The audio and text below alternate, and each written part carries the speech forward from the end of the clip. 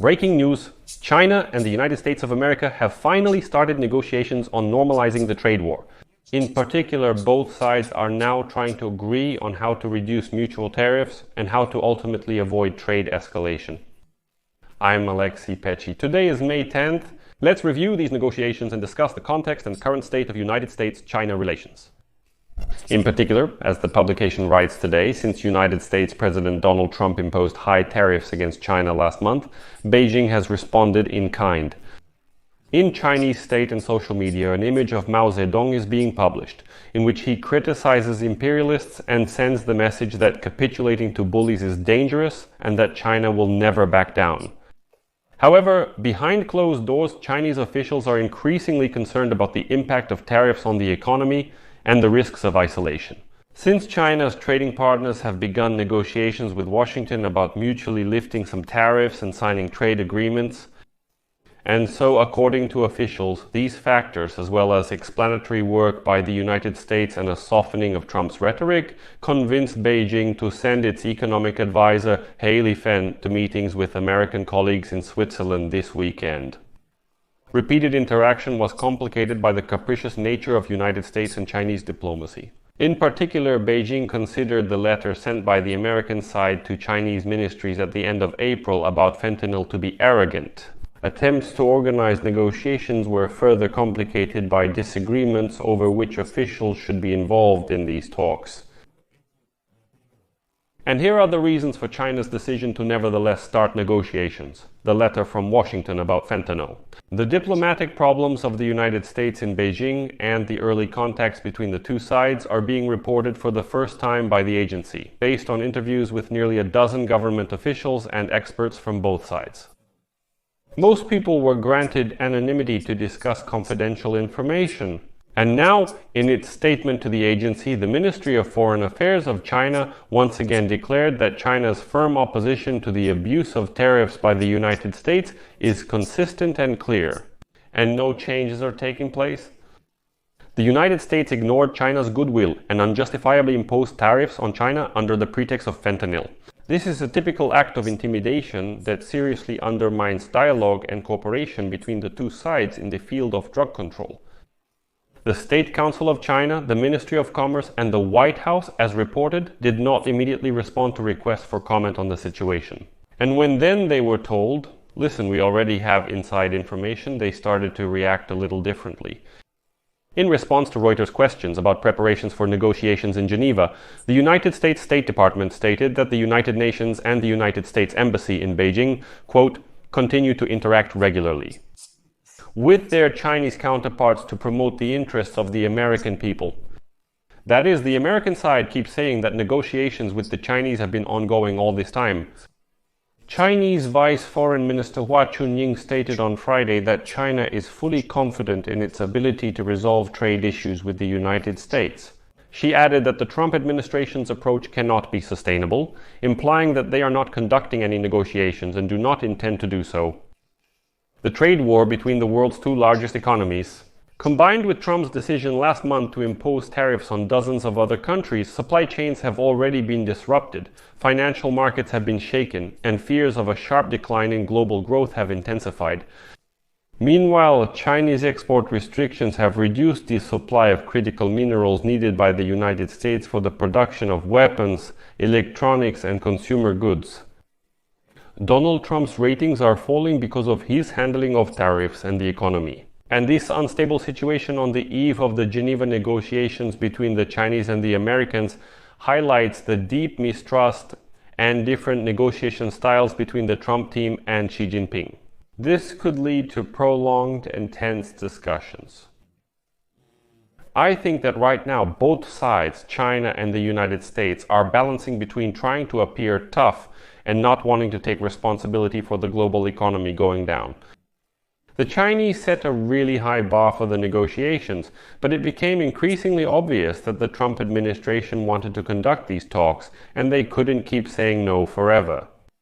So the Chinese agreed that probably it's best to consider these as preliminary negotiations in Geneva about a ceasefire in the trade war after what Americans call Donald Trump's tariff salvo. Last month, China took a tough stance in its public statements.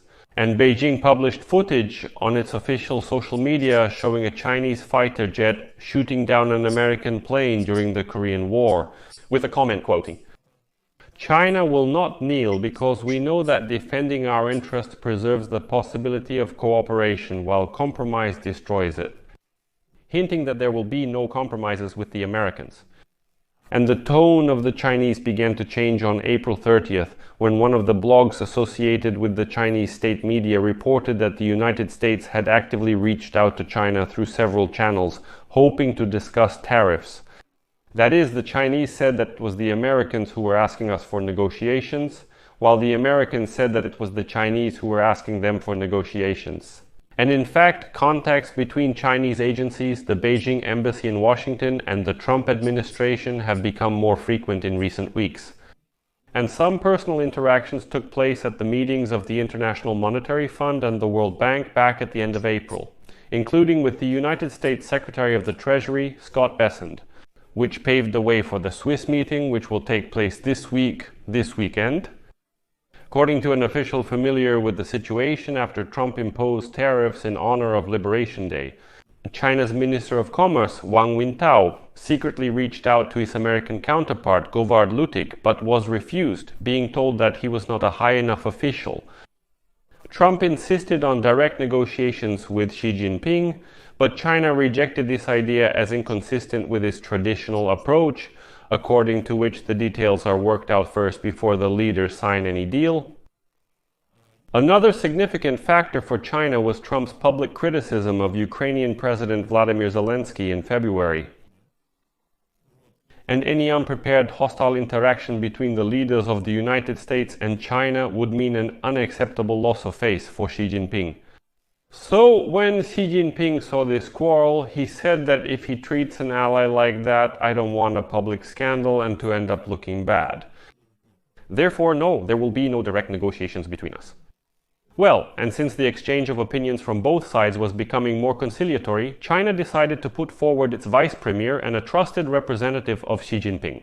He Feng, whose direct predecessor concluded the first phase of the United States trade agreement in 2019, according to one of the sources, this step satisfied Washington's demand for substantive negotiations with a high-ranking official who has direct access to Xi Jinping. But it allowed to avoid a potentially awkward situation for the Chinese leader. As for the choice of the venue for the negotiations, the Swiss Foreign Ministry stated that during recent contacts in Washington and Beijing, Switzerland expressed to the authorities of the United States and China its readiness to organize a meeting between the two countries in Geneva.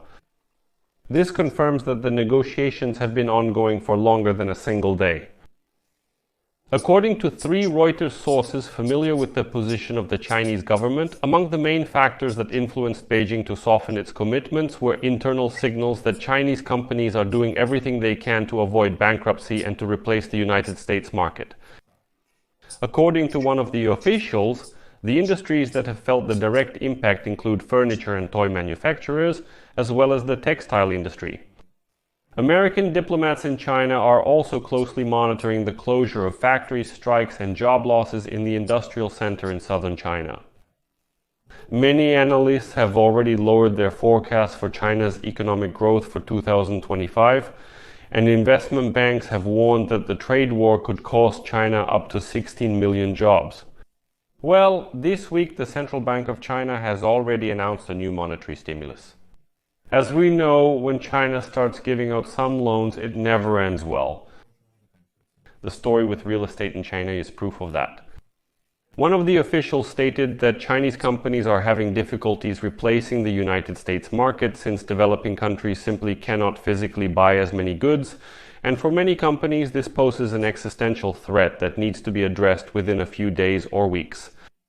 In addition, Beijing is concerned that it is not being given a seat at the negotiating table, while its main trading partners, such as Vietnam, India, and Japan, have already started talks with Washington. Warning the countries negotiating with the United States, China's Ministry of Commerce stated this week that appeasement cannot bring peace. A compromise cannot be maintained, and standing firm on principled positions and defending justice and fairness is the right way to protect one's own interests. But it seems that in Vietnam, India, and Japan, such an appeal was not heeded. And so, within the framework of efforts to counter the United States, China will send its Prime Minister Li Qiang to Malaysia at the end of May for a summit with the recently established group of Southeast Asian and Arab countries. And so, a regional diplomat working in Beijing reported that China's message to Southeast Asia will be the following: "We will buy goods from you, so don't worry, you don't need to make any deals with the Americans." In Geneva, it seems that Beijing has modest expectations, and according to sources inside the country, China has downgraded the level of negotiations from a higher level to the level of a simple meeting, reflecting its view that the discussions will mainly focus on clarifying Washington's demands and red lines after a week of contradictory statements from Trump and other high-ranking United States officials. Nevertheless, one of the officials stated that China could use its extensive tools and follow the example of its Asian neighbors by offering to purchase more American liquefied natural gas. They say this could be one of the levers of influence on the Americans. Purchases of agricultural goods, similar to the deal of 2019, may also be on the negotiating table. At that time, Beijing announced that it would increase purchases of United States agricultural products by $32 billion over 2 years. Well, and although other issues, such as the United States canceling benefits for parcels worth less than $800 from China and the sale of TikTok, will likely also play a role in broader negotiations. Chinese officials said they do not expect to play a central role this weekend. So we expect negotiations between Americans and Chinese already this weekend regarding the trade war, and we'll see what the results will be. But the very fact that Americans and Chinese have already moved to the open part of the negotiations shows that both sides are really suffering a lot from this trade war. And they decided that they need to at least try to negotiate.